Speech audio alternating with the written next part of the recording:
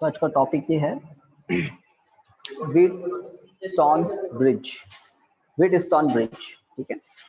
तो टॉपिक को समझते हैं। दो टॉपिक आज हो जाएंगे, व्हीटस्टोन ब्रिज, देन इसका एक बिल्कुल रिलेटेड टॉपिक है मीटर ब्रिज। ये दो टॉपिक आज हम कंप्लीट कर लेंगे, ठीक है। तो व्हीटस्टोन ब्रिज यूज क्या आता है? एक सर्किट है, एक इलेक्ट्रिक सर्किट है, रेजिस्टेंसेस की कॉम्बिनेशन, गैल्वेनोमीटर को यूज लेकर एक सर्किट हम बनाएंगे और उस सर्किट का यूज बहुत इंपॉर्टेंट है ना, to find value of unknown resistance. किसी अननोन रेजिस्टेंस की वैल्यू को फाइंड आउट करने के लिए हम एक सर्किट यूज लेते हैं called Wheatstone bridge. Scientist Wheatstone के नेम पर व्हीटस्टोन ब्रिज, सर्किट का नेम व्हीटस्टोन ब्रिज ही है, साइंटिस्ट व्हीटस्टोन के नेम पर। तो व्हीटस्टोन ने क्या अरेंजमेंट किया था वो हम देखते हैं, कंस्ट्रक्शन समझेंगे, वर्किंग इंपॉर्टेंट होगी, फॉर्मूला इंपॉर्टेंट होगा। जब व्हीटस्टोन ब्रिज समझ में आ जाएगा तो हम मीटर ब्रिज आराम से समझ लेंगे। मीटर ब्रिज और भी इंपॉर्टेंट है और आपने कुछ एक्सपेरिमेंट किए हैं मीटर ब्रिज के, वो और भी आपको क्लियर हो जाएंगे। प्रैक्टिकल थ्योरी जब दोनों चीजों से ब्रेन को इंफॉर्मेशन पहुंचेगी तो चीज बहुत क्लियर हो जाएगी। ओके, तो व्हीटस्टोन ब्रिज क्या है एक बात बता दी हमने। एक सर्किट है, रेजिस्टेंसेस के कॉम्बिनेशन से बना हुआ एक सर्किट है और सर्किट की हेल्प से हम अननोन रेजिस्टेंस की वैल्यू पता कर लेते हैं। अब व्हीटस्टोन ब्रिज की ज्योमेट्री में है क्या, तो एक क्वाड्रिलेटरल की जो ब्रांचेस हैं, साइड्स हैं, उन ब्रांचेस पर रजिस्टर्स अप्लाई करते हैं, ठीक है, 4 रजिस्टर्स। व्हीटस्टोन ब्रिज क्या है? A circuit, electric circuit by which we can find value of unknown resistance। तो इसमें क्वाड्रिलेटरल होता है, लेट नेमिंग कर देते हैं ABCD, quadrilateral ABCD। Quadrilateral ABCD की जो साइड्स हैं, 4 रजिस्टर्स कनेक्टेड हैं, उसमें से एक अननोन होता है जिसकी वैल्यू पता करनी होती है। लेट ये P है, यहाँ पर लेट ये Q है, लेट ये R है और ये S है। तो S है अननोन रेजिस्टेंस। यहाँ पर ऐसे भी लिख सकते हैं हम PQRS, ठीक है, PQRS। थोड़ा चेंज कर देता हूं मैं, PQRS। नेमिंग हम हमारे अकॉर्डिंग करते हैं ना, आप नोट्स में देखेंगे तो कुछ और तरीके से होगी। मैं जानबूझकर ऐसी नेमिंग कर रहा हूँ, नोट्स में जो है उससे भी बेस्ट नेमिंग की है उसके, क्योंकि इसके बाद हम मीटर ब्रिज जब पढ़ेंगे तब आपको वहाँ चेक करना होगा। ओके, तो सबसे पहले क्वाड्रिलेटरल है, और क्वाड्रिलेटरल है और कितनी ब्रांचेज है, एक तरह से हम कह सकते हैं 4 साइड्स है, ब्रांचेस तो अभी नहीं है। ओके, इस क्वाड्रिलेटरल में कितने जंक्शन पॉइंट है? 0, एक भी नहीं। एक लूप है, कोई जंक्शन पॉइंट नहीं। 2 से ज्यादा वायर होने चाहिए, एक पॉइंट पर नहीं है।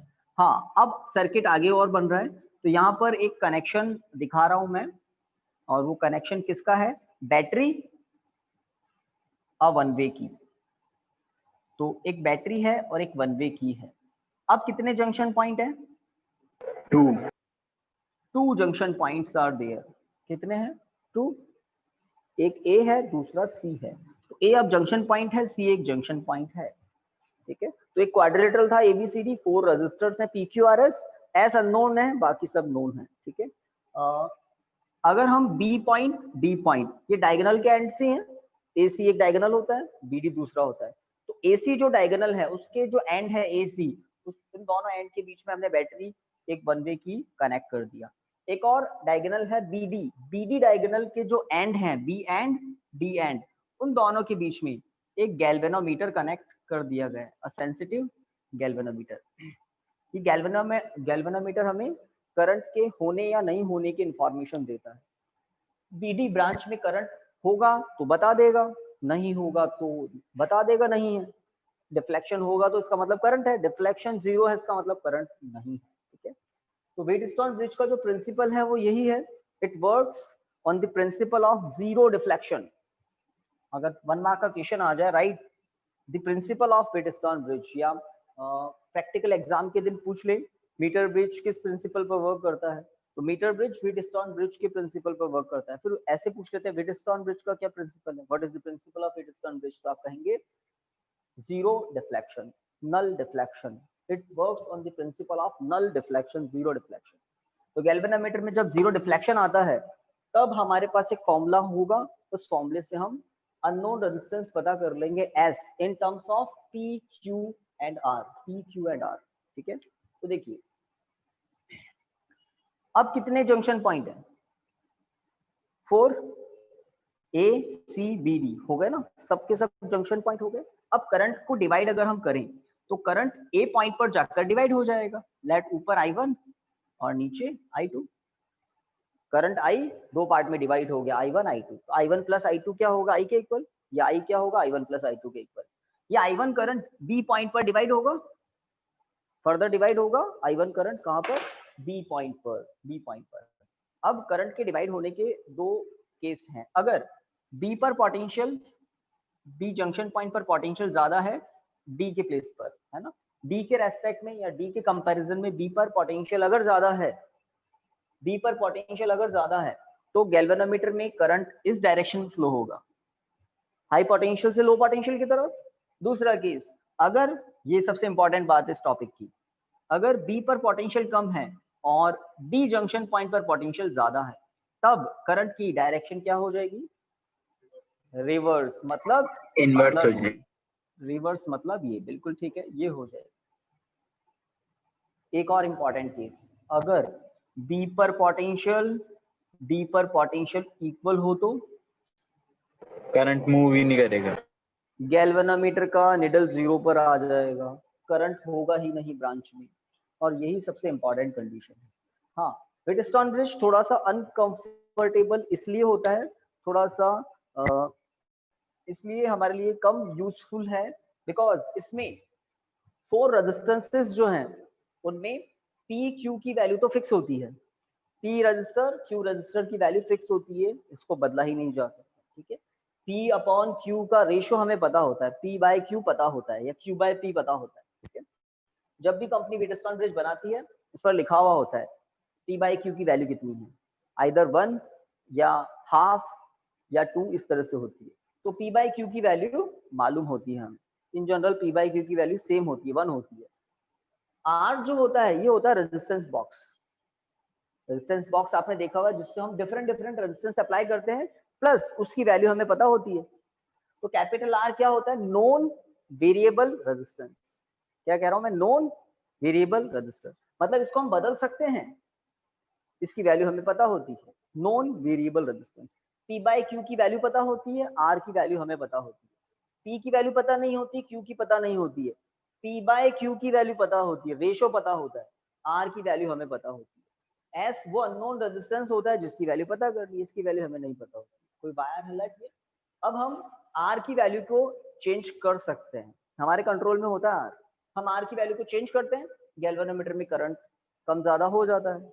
आर की वैल्यू को हमको तब तक चेंज करना पड़ता है जब तक गैल्वेनोमीटर की निडल जीरो पर नहीं आ जाती, है ना। यहाँ पर रेजिस्टेंस चेंज करेंगे तो करंट जो डिवाइड हो रहे हैं वो कुछ अलग वैल्यूज हो जाएगी ब्रांचेस में करंट की, तो नॉन वेरिएबल रेजिस्टेंस की वैल्यू चेंज की जाती है, इससे थोड़ा सा अनकंफर्टेबल हो जाता है कि आपको बार बार चेंज करनी पड़ती है, गैल्वेनोमीटर की निडल देखनी होती है, फिर इसकी वैल्यू चेंज करते हैं, फिर गैल्वेनोमीटर की निडल को देखते रहते हैं, ठीक है।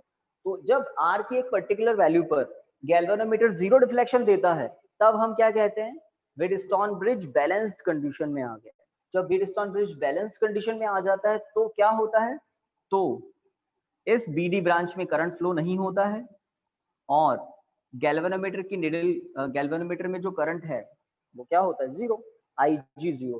तो ये जो I1 करंट है ये एज इट इज किस में ट्रांसफर हो जाता है, सी से B से C में, और ये I2 करंट है ये एज इट इज किस में चला जाता है, B से C की तरफ। डिवाइड ही नहीं हो रहा है, डिवाइड ही नहीं हो रहा है ना। जब डिवाइड हो रहा होता है इसका मतलब या तो ये वाली कंडीशन है या ये वाली कंडीशन, जब डिवाइड हो रहा होता है। जब यहाँ करंट डिवाइड नहीं हो रहा है इसका मतलब ये वाली कंडीशन आ चुकी है, आपने आर की वैल्यू को इस तरह से चेंज किया है, गैल्वेनोमीटर में जीरो रिफ्लेक्शन आ चुका है। पहली बात तो मैंने आपको कहा पी बाय क्यू की वैल्यू पता होती है, नॉन वेरिएबल रेजिस्टेंस की वैल्यू पता होती है ना। अब हम देखते हैं फॉर्मूला क्या बनेगा एस को फाइंड आउट करने का, है ना, एस के लिए कैसा फॉर्मूला बनेगा वो हम देखते हैं। तो मैंने आपके सामने सर्किट डायग्राम बना दिया है, करंट को भी डिवाइड कर दिया है, और सबसे इंपॉर्टेंट बात बता दी है मैंने कि जब बी पर और डी पर पोटेंशियल सेम हो जाता है, या सीधा सीधा कहूँ गैल्वेनोमीटर जीरो डिफ्लेक्शन दिखाता है, तब ये काम करता है। कौन? व्हीटस्टोन ब्रिज वर्क करता है और हमें एस की वैल्यू बताता है। अब आगे की बात, हाँ 10th क्लास से आप एक जो फॉर्मूला जानते हैं ना, V equal to I R, Ohm's law का V equal to I R, उस फॉर्मूले को हमें यूज लेना है। और कितनी बार? 4 टाइम। 4 ब्रांचेस है ना, A B B C C D D A, 4 branches हैं, 4 टाइम। हाँ, सबसे हाई पोटेंशियल वाला एंड कौन सा है? A B C D. इन सब में सबसे हाई पोटेंशियल कहां पर है? जल्दी बताओ, घर पे बैठे वो भी बता सकते हैं। ए बी सी डी में सबसे ज्यादा पोटेंशियल किस जंक्शन पर है? ए पर है, बिल्कुल सही सोच रहे हैं, क्योंकि पॉजिटिव से सबसे पहले ए कनेक्टेड है। सबसे लो पोटेंशियल कहां पर है? सी पर है। सी पर। इन बिटवीन है बी और डी पर, है ना। तो करंट की डायरेक्शन समझ गए ना, हाई से लो की तरफ। अब पोटेंशियल डिफरेंस की बात कर सकते हैं, क्योंकि आपको पता लग गया हाई कहां पर है, लो कहां पर है, इन बिटवीन कहां पर है। अब हम पोटेंशियल डिफरेंस की बात कर सकते हैं अकॉर्डिंग टू, या हम सीधा सीधा कहें, in case when galvanometer shows zero deflection, in case when galvanometer shows zero deflection, then VB becomes equal to VD। B पर D पर पोटेंशियल सेम होगा, तभी तो जीरो डिफ्लेक्शन दिखा रहा है ना, तभी तो जीरो डिफ्लेक्शन दिखा रहा है। तो गैल्वेनोमीटर का जीरो डिफ्लेक्शन हमें क्या इंफॉर्मेशन दे देता है? ये इंफॉर्मेशन दे देता है, अदरवाइज जीरो होता नहीं, पहली बात। अब आप सोचिए, potential at point A minus potential at point B क्या इक्वल होगा क्या? इसके इसके किसके? तो इक्वल क्वांटिटी में से, अंडरलाइन किसको किया है? VA को। इक्वल क्वांटिटी में से इक्वल को सब्ट्रैक्ट करें तो इक्वल ही आएगा ना। इक्वल है या नहीं है? B पर और D पर पोटेंशियल, तो इक्वल क्वांटिटी में से जब आप इक्वल को सब्ट्रैक्ट करते हैं तो इक्वल तो आना ही है। तो ये बात सही है। अगर ये बात सही है तो इसका मतलब इक्वेशन क्या बनेगा? A पॉइंट B पॉइंट को देख लें, पोटेंशियल डिफरेंस क्या मैं ऐसे लिख सकता हूं, I1 इंटू आर। रेजिस्टेंस की वैल्यू R है यहाँ पर, R ओम, S ओम, Q ओम, P ओम, ये सब रेजिस्टेंसेस हैं, सिंबल अलग अलग है। तो I1 into R according to Ohm's law, ये है potential difference, VA minus VB। Similarly VA minus VD is what? I2 into P लिख दूं क्या? देख लो, A पॉइंट D पॉइंट के बीच में रेजिस्टर क्या है? P ओम।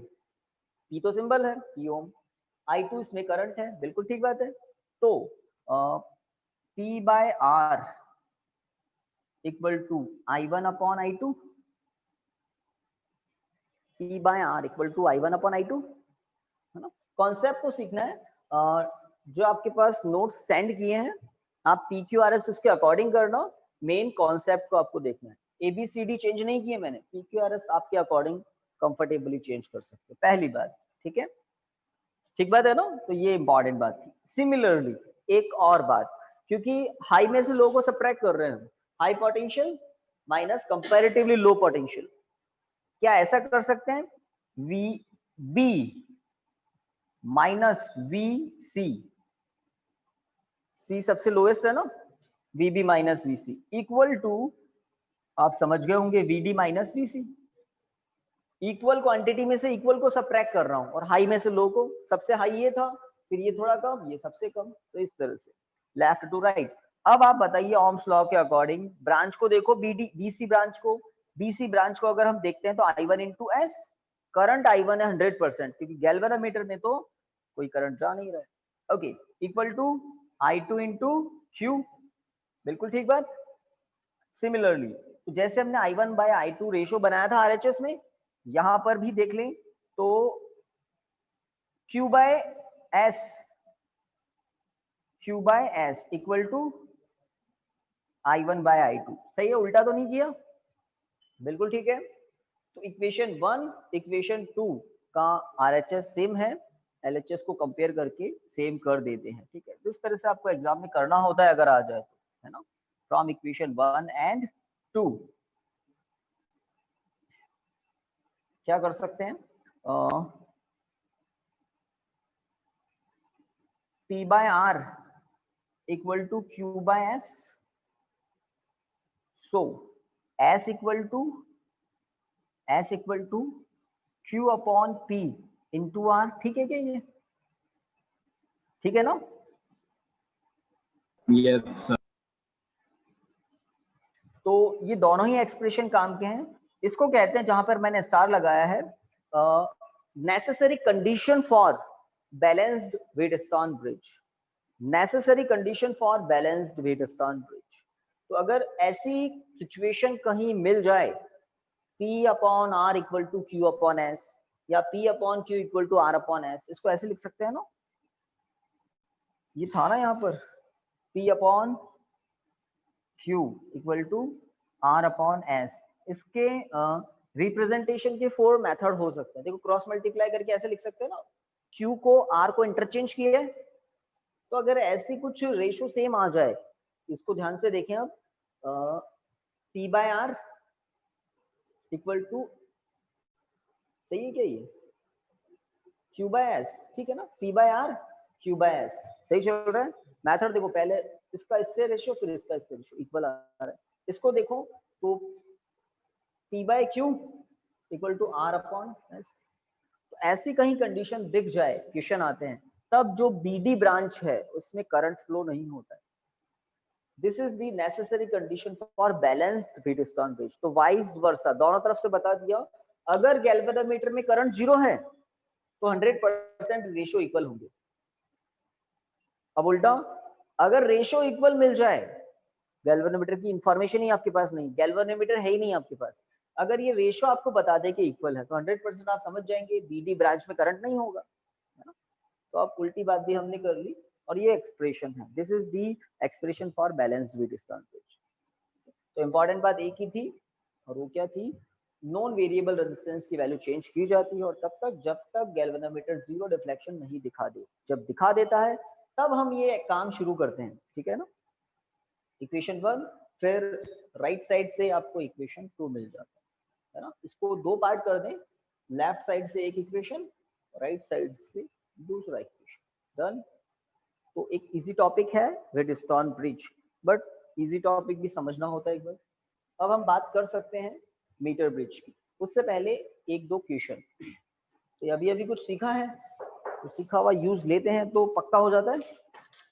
एक दो क्वेश्चन आपके लिए बनाते हैं ना, इरेज कर सकते हैं, है ना, नोट्स आपके पास हैं, समझना था, ठीक है ना।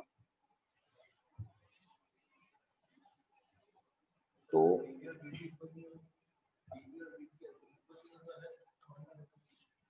तब तो आपको गैल्वेनोमीटर बता देगा, अगर VB और VD इक्वल नहीं है तो गैल्वेनोमीटर बताएगा, इसका मतलब अभी तो पिक्चर बाकी है, आपको R की वैल्यू चेंज करनी है, तब तक जब तक, है ना, गैल्वेनोमीटर 0 नहीं दिखा दे। तो एक क्वेश्चन है सिंपल,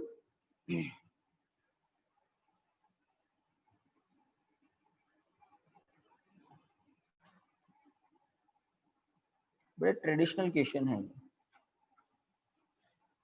3 रजिस्टर्स, कौन सा कॉम्बिनेशन दिख रहा है, सीरीज दिख रहा है ना। यहाँ पर लेट मैं मार्क कर देता हूँ A पॉइंट, यहाँ पर C, ठीक है, B करते हैं, ज्यादा बेटर रहेगा।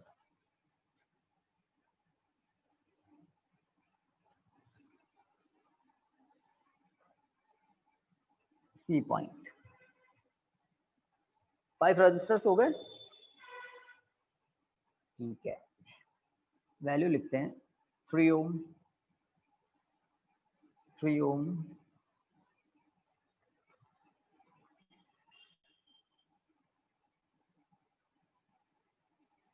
2 ओम, 3 ओम,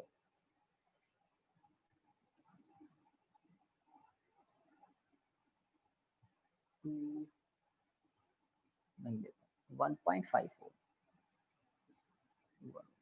ठीक है।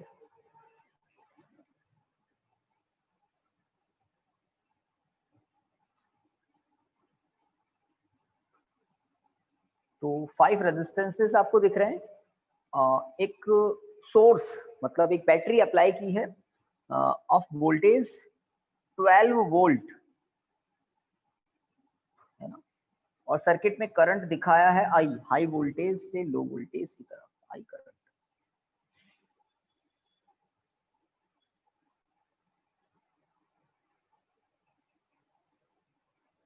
हो गया काम। क्वेश्चन कॉम्प्लिकेटेड भी कर सकते हैं, बट आपको अभी फर्स्ट स्टेप बताना है मुझे। इसमें 2-3 स्टेप होते हैं। जैसे मैं आपसे पूछ लेता हूँ what is the potential drop on 1 ohm resistance, वो आगे की बात हो जाती है। मैं आपसे एक स्टेप पीछे की बात पूछ रहा हूँ, find the value of I, circuit में करंट कितना है ये बताओ। तो करंट पता करने के लिए आपको सर्किट का टोटल रेजिस्टेंस पता करना पड़ेगा, ए पॉइंट सी पॉइंट, इन दोनों के बीच में इफेक्टिव रेजिस्टेंस। ओम्स लॉ से आप R इक्वल टू लिखेंगे V by I, sorry I equal to क्या लिखेंगे V बाय R। आई पता करना है ना इसलिए, तो पहले आई पता करो। जो घर पे बैठे हैं वो भी, क्वेश्चन कुछ क्लियर नहीं हो तो आई थिंक वीडियो क्लियर है, एक बार बता दें अपने यहाँ, बताएं भाई जो घर पर बैठे हैं वीडियो क्लियर है, ठीक है।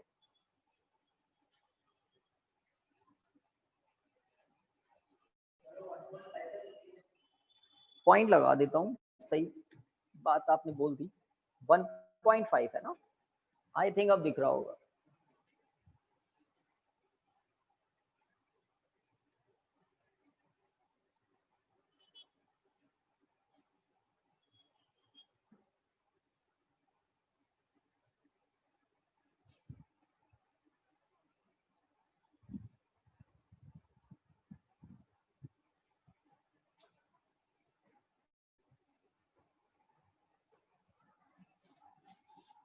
तो आई थिंक सर्किट डायग्राम बना लिया होगा आपने, फिल कर लेते हैं।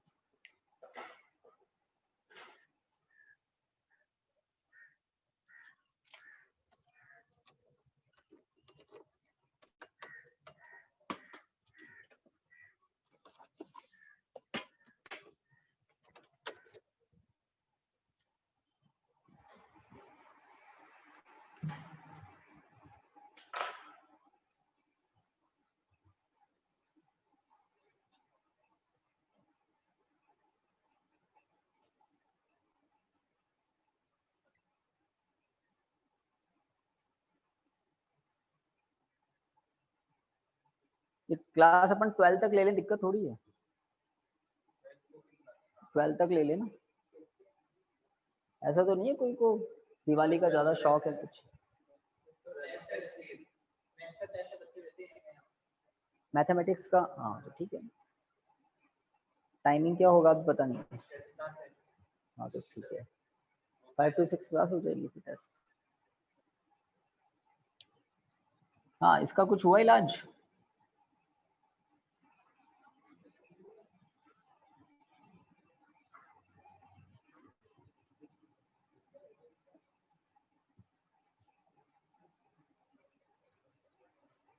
तो कैपिटल आई की वैल्यू बतानी है, तो पहला काम A point C point effective resistance कितना होगा।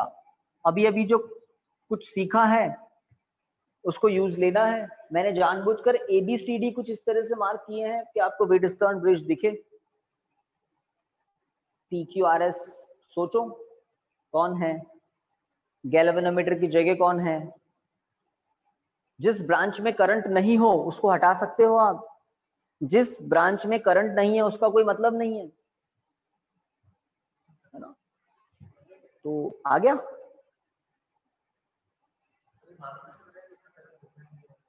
वो मालूम पड़ेगा हमें, सामान्य दृष्टि से नहीं दिव्य दृष्टि से देखना पड़ेगा है ना। तो दिव्य दृष्टि देते हैं आपको। हाँ भाई आपका कुछ आंसर आया हो तो बताओ, नहीं तो है ना। एक बार ऐसे क्वेश्चन देखिए, ये बड़े ट्रेडिशनल क्वेश्चन है ना, हम कहते हैं मतलब होता है ना जैसे बाबा आदम के जमाने के, ये आपको, हम आप पैदा भी नहीं हो ना 30-35 साल पुरानी किताब देखोगे वहां ऐसे क्वेश्चन मिलेंगे। हाँ वैल्यू मैंने अभी कुछ कर दी है, वैल्यू कुछ भी हो सकती है, बाकी ट्रेडिशनल क्वेश्चन है। जैसे SC वर्मा वगैरह उठाते हैं ना, वहाँ ट्रेडिशनल क्वेश्चन मिलते हैं। 27-20 पता नहीं 29 ईयर्स हो गए हैं उस बुक को, बड़ी स्टैंडर्ड बुक है ना कॉन्सेप्ट बिल्डिंग के लिए। तो करें इस ट्रेडिशनल क्वेश्चन को कंप्लीट। देखिए सबसे पहले तो जो व्हीटस्टोन ब्रिज आपने देखा था उससे पहले कंपेयर कर लें। सर्किट कैसा भी हो सकता है, लेकिन जब जंक्शन पॉइंट ब्रांचेस को देखते हैं तो किसी भी सर्किट को कैसे चेक करते हैं? जंक्शन पॉइंट और ब्रांचेस, जंक्शन पॉइंट ब्रांचेस, इनसे चेक करते हैं। शेप कैसा भी, शेप से कोई मतलब ही नहीं होता है। जंक्शन पॉइंट ब्रांचेस, देखिए A point, B point, C point, D point ऐसा बनाया था आपने। यहाँ गैल्वेनोमीटर बनाया था, ये लीजिए गैल्वेनोमीटर है ना। अब यहाँ क्या था?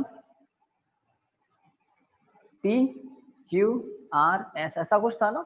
अब देखिए ए पॉइंट बी पॉइंट दिख रहा है ये ऊपर ब्रांच, क्या ए जंक्शन पॉइंट है? बी है, बिल्कुल है। सी है, बिल्कुल है। डी है। 4 जंक्शन पॉइंट यहाँ पर है, 4 ही यहाँ पर है। एक सिमिलरिटी, ठीक है। A junction point B junction point के वहां पर क्या है? एक रजिस्टर है आर, तो मान लेता हूं ये है एक रजिस्टर आर, ठीक है। ए और डी के बीच में पी है, यहाँ ए और डी के बीच में, 2 जंक्शन पॉइंट के बीच में एक ही रजिस्टर है वहां भी, तो दिस इज पी। वहां पर बी और सी के बीच में देखो एस है, एक ही है। कॉन्सेप्ट से देखे है ना, जैसे शक्ल दिख रही है उससे नहीं देखना। कॉन्सेप्ट क्या? Junction point branch, junction point branch. 4 junction point यहाँ पर है, 4 यहाँ पर है। हर 2 जंक्शन पॉइंट के बीच में एक रजिस्टर है वहां पर, यहाँ पर भी। तो देखिए अब सी और डी के बीच में, सी डी नीचे से यहाँ पर है ना, सी और डी के बीच में वहां पर क्या है? क्यू है। इसका मतलब ये हमारा क्यू है। बी और सी के बीच में, बी सी के बीच में 1.5 है, तो ये हमारा क्या हो गया? एस हो गया, ठीक है। सबसे पहली बात। अब देखिए वाइस वर्सा वाली बात बताई थी, अगर गैल्वेनोमीटर है तो हमें बता देगा जीरो डिफ्लेक्शन है, तो हम समझ जाएंगे कि ये रेशो सेम है। अब आप रेशो देखो, क्या रेशो सेम है? अगर रेशो सेम है तो बीडी ब्रांच में करंट फ्लो नहीं होगा, बीडी ब्रांच में करंट फ्लो नहीं होगा अगर रेशो सेम है तो कौन सा रेशो बताया था बताओ? P by Q equal to R by S, कैसे भी लिख लो, है ना। तो P कौन है? 2 है। Q कौन है? 1 है। तो 2/1 2, तो ये तो है P अपॉन Q, ये रेशो आपके सामने है P अपॉन Q का। अब R अपॉन S का रेशो अलग से देख लो। R कहां पर है भाई? R 3 है, तो R 3 है। और S कितना है? S 1.5 है, ये लीजिए 1.5, ये 2। तो P upon Q equal to R upon S आ रहा है। That means the Wheatstone bridge is in balance condition. That means potential at point B, potential at point D equal. That means in BD branch there is no current. जिस branch में current नहीं हो उसका कोई मतलब नहीं है, useless है, हटा दो। जिस ब्रांच में करंट नहीं है उसका कोई मतलब नहीं है, यूजलेस है, हटा दो। जो करंट यहाँ से आ रहा है वो यहाँ जाएगा, जो करंट यहाँ से आ रहा है वो यहाँ जाएगा। ना बी पर डिवाइड होना था ना डी पर डिवाइड होना था। अब आप देख सकते हैं ऊपर 2 रजिस्टर सीरीज में है, 4.5 हो जाएगा। नीचे 2 रजिस्टर सीरीज में है, 2 + 1 3 हो जाएगा।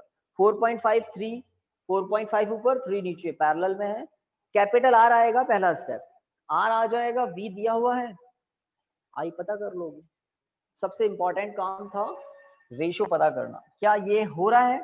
अगर हाँ तो सॉल्व हो जाएगा, है ना। तो आप कीजिए, P बाय Q 2 आ रहा है, Q बाय S है ना। आपको क्वेश्चन डायग्राम से पहले आंसर डायग्राम आपको बनाना है। आप इसको क्या मान रहे हो? मैंने R माना, इसको P माना, इसको S माना और इसको Q माना। तो ऐसे लेट करके आप प्रोग्राम स्टार्ट करते। Then first step, now P by Q equal to ratio solve कर लिया, then R by S equal to ratio solve कर लिया। अब ये दोनों इक्वल आ गए, hence in BD branch there is no current, we can remove the resistor between BD branch। तो BD branch के बीच का रजिस्टर को क्यों हटा सकते हैं? क्योंकि करंट ही नहीं। 9 एम्पियर आ रहा है कि करंट? 9/5 ओम और 20/3 एम्पियर। 20/3 means 6.67 ampere. ऐसा कोई आंसर बता रहे घटे से, है ना। तो 9.5 ये कैसे हो सकता है? रेजिस्टेंस की वैल्यू तो कम होगी ना।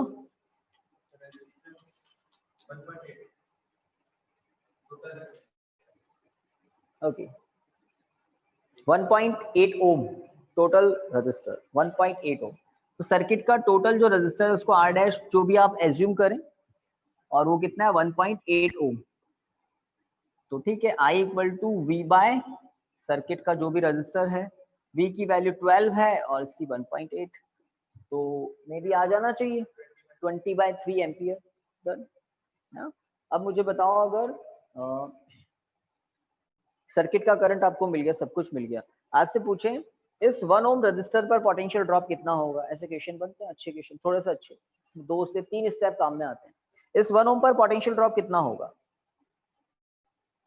1 ओम पर पोटेंशियल ड्रॉप कितना होगा। तो आपको इंपॉर्टेंट बात बता दूं, 1 मिनट सुन लो। पैरेलल में क्या सेम होता है, V सेम होता है। तो वो जो आपने ऊपर 4.5 पता लगाया था और नीचे 2 + 1 3 ओम, 4.5 ओम ऊपर 3 ओम नीचे पैरेलल में है, इन दोनों ब्रांचेस को कितना वोल्टेज मिल रहा है,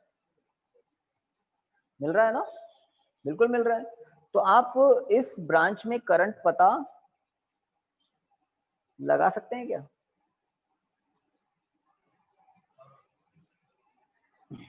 करंट पता लगा लेंगे तो आपको V इक्वल टू IR मिल जाएगा, पोटेंशियल ड्रॉप ऑन दिस। तो इस ब्रांच का करंट कितना होगा, 4 एम्पियर। तो ऊपर बचा हुआ जाएगा 2.66, भाई टोटल करंट दिख रहा है ना आपको 6.666 जो भी आप बता रहे थे। तो सोचना पड़ेगा तो कितना करंट होगा, देखते हैं ना भाई। I इक्वल टू क्या होता है, I इक्वल टू होता है V बाय R। V कितना है, V है 12। इस ब्रांच का करंट कितना है 2 + 1, पैरेलल में V सेम होता है, तो जो A पॉइंट है और जो C पॉइंट है, इस A और C के बीच में पोटेंशियल डिफरेंस 12 है। ऊपर वाली ब्रांच को, इस वाली ब्रांच को भी 12 मिलेगा और इस वाली ब्रांच को भी 12 मिलेगा। तो इस नीचे वाली ब्रांच में जो A से D से होते हुए C तक जा रही है, इसमें मुझे करंट मिल जाएगा, लेट I1 बोल देता हूं मैं। तो I1 कितना आएगा 4 एम्पियर। यहाँ कितना था 3 बोल रहे थे ना, 4 एम्पियर। अगर आपको इस ब्रांच में करंट पता लग गया, I1 की वैल्यू पता लग गई कितनी 4 एम्पियर, तो आप इस पर भी पोटेंशियल ड्रॉप बता सकते हैं, इस पर भी बता सकते हैं, इस ब्रांच में जितने भी रजिस्टर हैं सब पे बता सकते हैं सीरीज में, है ना। तो ये दोनों 2 ओम 1 ओम तो सीरीज में है, तो 4 वोल्ट और इस पर 8 वोल्ट, 12 हो गया। अब यहाँ पर करंट कितना होगा, तो यहाँ पर रेजिस्टेंस कितना है 4.5 है ना, तो 12 डिवाइडेड बाय 4.5, ठीक बात। 4.5 को आप 9/2 कर सकते हैं, सही बात है ना, 9/2, 3 से कैंसिल कर सकते हैं। तो ये क्या हुआ 4 आएगा ना, 3 4 8/3, 8/3 एम्पियर ऊपर है, करंट आ गया 8/3। अब इस पर पोटेंशियल ड्रॉप कितना होगा, इस पर कितना होगा, सब पे बता सकते हो। तो कॉन्सेप्ट ये कहता है कि पैरेलल में V सेम होता है। अब डिफरेंट डिफरेंट ब्रांचेस में करंट पता कर लो, ब्रांच का रजिस्टर को पोटेंशियल से डिवाइड देकर, पोटेंशियल को ब्रांच के रजिस्टर से डिवाइड देकर करंट आ जाएगा, तो इंडिविजुअल रेजिस्टेंस में पोटेंशियल ड्रॉप। कॉन्सेप्ट सीखने होते हैं, ठीक है ना। ओके सर ये ब्रिजस्टोन ब्रिज की बात हो गई। किरचॉफ रूल से नहीं कर सकते, किरचॉफ्स लूप रूल से करते हैं, किसको करते हैं, जो कॉम्प्लिकेटेड सर्किट होते हैं ना, किरचॉफ्स लूप रूल से बहुत अच्छे क्वेश्चन सॉल्व होते हैं, और वो भी हमारे सिलेबस का पार्ट है, वो भी करेंगे, है ना। बड़े लेंथी और अच्छे क्वेश्चन है, लेकिन कहते हैं ना कि जब किसी छोटे से इंस्ट्रूमेंट से काम हो जाए तो बड़ा गैजेट यूज क्यों ले। तो व्हीटस्टोन ब्रिज अगर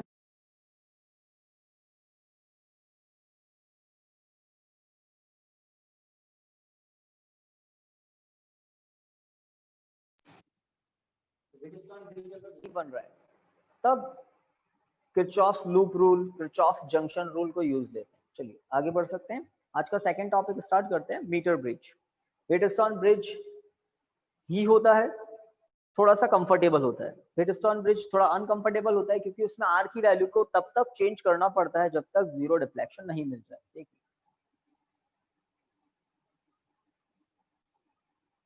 अब मीटर ब्रिज क्या है, तो metre bridge balanced Wheatstone bridge है ना। Wheatstone bridge work works on the principle of balanced Wheatstone bridge.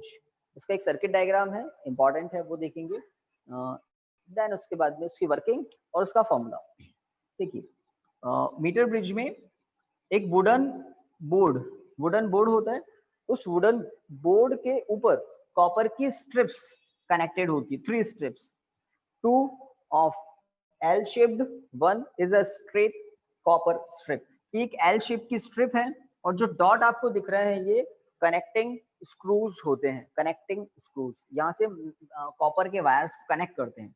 यहाँ पर एक बीच में एक मिडिल कॉपर की स्ट्रिप होती है, एक ब्रॉड स्ट्रिप, तो ये एल शेप की स्ट्रिप, ये बीच में स्ट्रेट स्ट्रिप होती है, then again L shaped strip.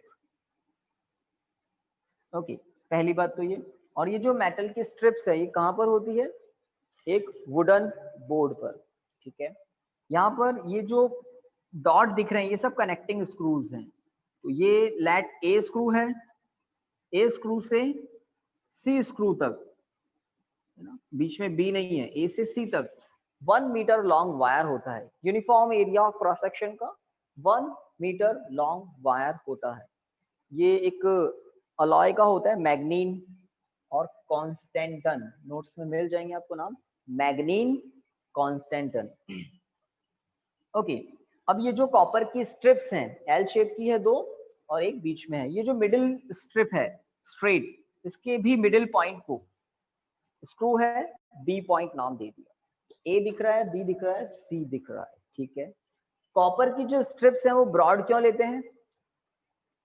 L shape की या मिडिल स्ट्रेट स्ट्रिप, ब्रॉड क्यों लेते हैं? थिक भी होती है ये, एरिया भी ज्यादा होता है, ब्रॉड होती है, ताकि इनका रेजिस्टेंस क्या हो, नेग्लिजिबल।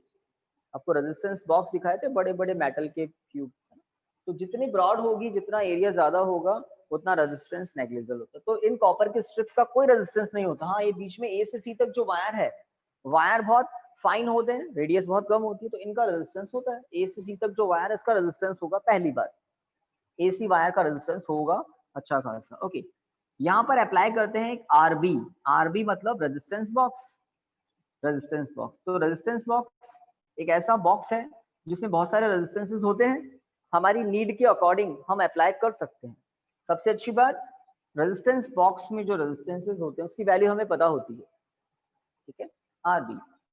तो 2 गैप जनरेट होते हैं, एल शेप की 2 स्ट्रिप और बीच में एक मिडिल स्ट्रिप रखने से 2 गैप जनरेट होते हैं। पहले गैप में हमने आरबी अप्लाई कर दिया और जो दूसरा गैप है वहां पर उस रेजिस्टेंस को अप्लाई करते हैं, कनेक्ट करते हैं, जिसकी वैल्यू पता करनी है।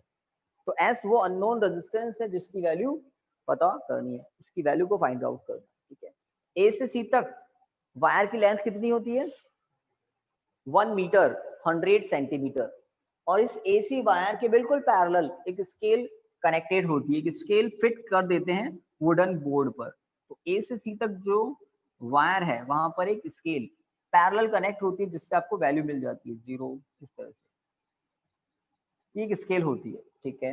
अब सर्किट की बात करें, जैसे आपको व्हीटस्टोन ब्रिज जब स्टार्ट किया था हमने, तो सबसे पहले आपको एक क्वाड्रिलेटरल दिखाया था, एबीसीडी लूप। यहाँ पर भी लूप तो बन चुका है, देखो ए से ये पूरा कनेक्टेड है कॉपर की स्ट्रिप से, फिर ये कनेक्टेड है, ये कनेक्शन दिख रहा है सारा, ये सब कुछ कनेक्टेड है, और सी से वापस ये ए तक, ये पूरा कनेक्शन हो रखा है। आपको एक डी पॉइंट नहीं दिख रहा है फिलहाल, लेकिन लूप कंप्लीट हो चुका है, लूप कंप्लीट हो चुका है, ठीक है। कोई जंक्शन पॉइंट नहीं है अभी यहाँ पर, है क्या कहीं 3 कनेक्शन एक जगह? एक भी जंक्शन पॉइंट नहीं है, एक लूप बन चुका है, एक लूप बन चुका है, ठीक है। तो हम यहाँ पढ़ते हैं तो इसमें एक बड़ा फायदा यही है, बुक में आपको या नोट्स पे आपको पूरा एक साथ अटैक होगा, पूरा डायग्राम एक साथ ही दिखेगा। जब हम यहाँ पढ़ रहे होते हैं तो आता है ना P = F/A, तो हमारा जो सोचने का एरिया होता है वो थोड़ा सा कंजस्टेड हो जाता है, पर्टिकुलर हो जाता है, तो दिमाग में बात धीरे धीरे फिट हो जाती है, डाइजेस्ट हो जाती है, डाइजेस्ट इजीली हो जाती है। अब हम जंक्शन की बात कर लेते हैं। तो इस सर्किट को हम एक सोर्स से कनेक्ट करेंगे, एक गैल्वेनोमीटर से कनेक्ट करेंगे। गैल्वेनोमीटर वहां भी था, वहां मतलब व्हीटस्टोन ब्रिज में भी था, यहाँ भी होगा, आपने जिन्होंने प्रैक्टिकल किया उनको मालूम है। ओके, तो यहाँ पर मैं एक battery plus a one way की, ये कनेक्शन मैंने कर दिया। ठीक है, कितने जंक्शन पॉइंट है अब? 2। A is junction point, C is also junction point. जहां भी 2 से ज्यादा कनेक्शन हो, तो यहाँ पर 3 कनेक्शन है। आप कहेंगे नहीं 2 ही है, 3 है। एक इधर से है, एक इधर से है और एक इधर से भी है। ये कॉपर की पूरी स्ट्रिप्स है, तो इधर भी है, इधर भी है और इधर भी 3 कनेक्शन है। सिमिलरली सी पर भी आपको 3 कनेक्शन मिलेंगे। करंट जहां डिवाइड हो सकता है। ठीक है, ओके। अब ये जो बी स्क्रू है ना, इंपॉर्टेंट काम, इस बी मिडिल स्क्रू से एक गैल्वेनोमीटर के एक एंड को कनेक्ट कर देते हैं। गैल्वेनोमीटर के 2 एंड है, एक एंड को हमने बी स्क्रू से कनेक्ट कर दिया। गैल्वेनोमीटर का जो दूसरा एंड है उससे मेटल की एक रॉड को कनेक्ट कर देते हैं, मूवेबल मेटेलिक रॉड जॉकी को कनेक्ट कर देते हैं। ठीक है, फिर ये जो पॉइंट है इसको हम नाम दे देते हैं लेट डी। तो डी होता है हमारा null point, zero deflection point. अब बात करें पोटेंशियल की, सबसे ज्यादा पोटेंशियल कहां पर है? अब इस टॉपिक की सबसे इंपॉर्टेंट बात आ गई है, सबसे ज्यादा पोटेंशियल है ए पर। पॉजिटिव ही कहते हैं ना इसको। सबसे ज्यादा पोटेंशियल ए पर है, सबसे कम कहां पर है? सी पर ही होगा। अगर आप मेटेलिक रॉड जॉकी को ए के यहां टच करते हैं, कॉन्सेप्ट समझना है ना, यहां हमने यहां पर कांटेक्ट में लिया है, मेटेलिक रॉड जॉकी को हमने यहां पर कांटेक्ट में लिया है, डी पॉइंट यहां पर। ठीक है, आप गैल्वेनोमीटर से क्या होप करते हैं, क्या जीरो दिखाएगा? तो जीरो नहीं दिखाएगा। रीजन, डी पर पोटेंशियल हाई है, किसके कंपैरिजन में? बी के कंपैरिजन। डी पॉइंट किसके पास? ए के पास है, तो ये हाई पोटेंशियल होते हैं यहां पर। तो ये कंडीशन है। गैल्वेनोमीटर में करंट की डायरेक्शन बताओ, बी टू डी होगी या डी टू बी होगी? भाई जल्दी बोलो ना, सो गए आप तो। D to B, high potential से लो पोटेंशियल की तरफ इधर करंट फ्लो हो रहा होगा और आपको निडल एक तरफ डिफ्लेक्शन दिखा रही होगी, इधर लेफ्ट और राइट। एक तरफ लेफ्ट साइड में डिफ्लेक्शन दिखा रही है, ये लो लेफ्ट साइड में डिफ्लेक्शन दिखा रही है, जीरो पर नहीं है, जीरो बीचों बीच होता है गैल्वेनोमीटर में। ठीक है, अब आपने मेटेलिक रॉड जॉकी को यहां से तो हटाया और उसको कहां पर कांटेक्ट में ले गया? इस बार आपने बिल्कुल अपोजिट यहां पर पहुंचा दिया इसको। और अब पता है कंडीशन क्या आ चुकी है? डी पॉइंट जो कांटेक्ट वाला पॉइंट है, डी पर पोटेंशियल बहुत कम है, किसके कंपैरिजन में? बी के कंपैरिजन। नेगेटिव एंड के पास ले गए ना जॉकी को, ये कंडीशन आ गई। अगर ये कंडीशन आ गई तो अब आप देखेंगे गैल्वेनोमीटर में करंट की डायरेक्शन कहां से कहां होगी? हाई पोटेंशियल से लो पोटेंशियल की तरफ, हाई पोटेंशियल से लो पोटेंशियल की तरफ, और निडल अब पहले के अपोजिट डायरेक्शन में डिफ्लेक्शन दे रही होगी। अब 100% इन दोनों पॉइंट के बीच में, जहां आपने पहले टच किया था और जहां अभी किया, इनके बीच में जरूर एक ऐसा पॉइंट मिलेगा जहां पर पोटेंशियल बी के इक्वल भी तो होगा, है ना? इधर तो पोटेंशियल ज्यादा था बी से, इधर कम है। तो जैसे जैसे आप ए से सी की तरफ जाते हैं पोटेंशियल रिड्यूस होता है। तो इन बिटवीन जरूर ऐसा एक पॉइंट मिलेगा जहां पर पोटेंशियल की वैल्यू किसके इक्वल होगी?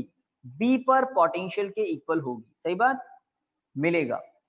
और जब आप उस पॉइंट के ऊपर जॉकी को टच करेंगे तब गैल्वेनोमीटर क्या दिखाएगा? Zero deflection, zero deflection, IG equal to zero, zero deflection. और हमें क्या पता लग जाएगा? मीटर ब्रिज बैलेंस्ड कंडीशन में है। आपको यहाँ 4 रजिस्टर्स दिख रहे हैं PQRS जैसे।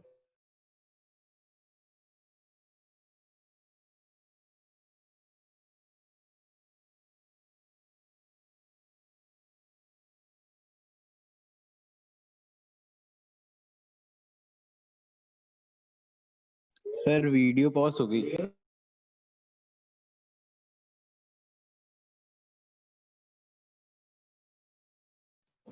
कुछ अटके तो नहीं ना आए हुए ना? ओके, तो यहाँ पर भी है, वही 4 जंक्शन है, वही 4 ब्रांचेस हैं और वही 4 रेजिस्टेंसेस भी हम मार्किंग करेंगे। नेम हम हमारी मर्जी से देते हैं। लेट ये R है, लेट ये S है। तो A से D तक की लेंथ को हम कहते हैं balance length L। Wire AC की लेंथ कितनी है 100 सेंटीमीटर, तो 100 सेंटीमीटर का एक सेगमेंट है एडी, लेट ये एल है, एल सेंटीमीटर कुछ तो होगा, तो बची हुई लेंथ क्या हो जाएगी 100 minus L centimetre, 100 minus L centimetre. अगर एसी वायर की यूनिट लेंथ के लिए रेजिस्टेंस मान ले थोड़ी देर के लिए स्मॉल आर, 1 सेंटीमीटर लेंथ का रेजिस्टेंस क्या है आर ओम है, किसका एसी वायर की 1 सेंटीमीटर लेंथ का रेजिस्टेंस कितना है आर ओम है, ठीक है। तो ए से लेकर डी तक जो वायर है उसका रेजिस्टेंस आप ऐसे लिख सकते हैं आर इंटू एल, एल क्या है रेजिस्टेंस ऑफ यूनिट लेंथ, तो एल इंटू आर क्या हो गया total resistance of segment AD. Similarly BD resistance, BD जो सेगमेंट है उसका रेजिस्टेंस आप क्यू एज्यूम कर लें, क्या होगा आर इंटू 100 माइनस एल ओम। तो 4 रेजिस्टेंसेस आपको दिख रहे हैं 4 ब्रांचेस में, ए बी ब्रांच में आर है, ए से बी तक ये जो कनेक्शन है ना इसमें रेजिस्टेंस आर है, बी से सी तक जो रेजिस्टेंस है वो अननोन रेजिस्टेंस है, ए से डी, अब ये जंक्शन पॉइंट है डी, एक वायर इधर है एक इधर है एक इधर जा रहा है, तो यहाँ पर हमने P मान लिया और C से D के बीच में आपने Q मान लिया। जैसे D जॉकी को टच किया वायर के 2 पार्ट हो गए, एक तरह से 2 सेगमेंट हो गए, ठीक है। तो व्हीटस्टोन ब्रिज बैलेंस कंडीशन में है, नाम क्या बोल रहा हूं मैं व्हीटस्टोन ब्रिज बैलेंस कंडीशन में है तो मीटर ब्रिज बट इसके अंदर व्हीटस्टोन ब्रिज होता है। अब व्हीटस्टोन ब्रिज अगर बैलेंस कंडीशन में है तो रेशो बताओ, रेशो को कई तरीके से लिख सकते हैं, P upon Q equal to R upon S लिख सकते हैं। देखो मैं क्या लिख रहा हूँ P upon Q equal to R upon S, मैं हाथ कैसे कर रहा हूँ देखो P upon Q equal to R upon S ऐसे भी लिख सकते हैं, P upon R equal to Q upon S ऐसे भी लिख सकते हैं, R upon S equal to P upon Q ऐसे भी लिख सकते हैं, S upon R equal to Q upon P ऐसे भी लिख सकते हैं। मैंने अभी लिखा है P upon Q equal to R upon S, तो S इक्वल टू क्या हो जाएगा Q upon P into R, true. ये जो P और Q की वैल्यूज है ना उनको ध्यान से देखो, मैं पुट करने जा रहा हूँ, Q की वैल्यू है R इंटू 100 माइनस L, ये तो ओम है ना, अपॉन P की वैल्यू है R इंटू L और कैपिटल R, कुछ कैंसिल हो रहा है, जो कैंसिल हो रहा है वो क्या है ना रेजिस्टेंस ऑफ यूनिट लेंथ, तो S इक्वल टू आ गया 100 minus L upon L into R। Practical किया था कुछ बच्चों ने 1 2 3 4, आप तीनों ने किया था शायद, यूज लिया था इस फॉर्मूले को, तो आप कोई भी हो मेरे ख्याल से हर दूसरे बच्चे के पास मीटर ब्रिज का एक्सपेरिमेंट आ जाता है।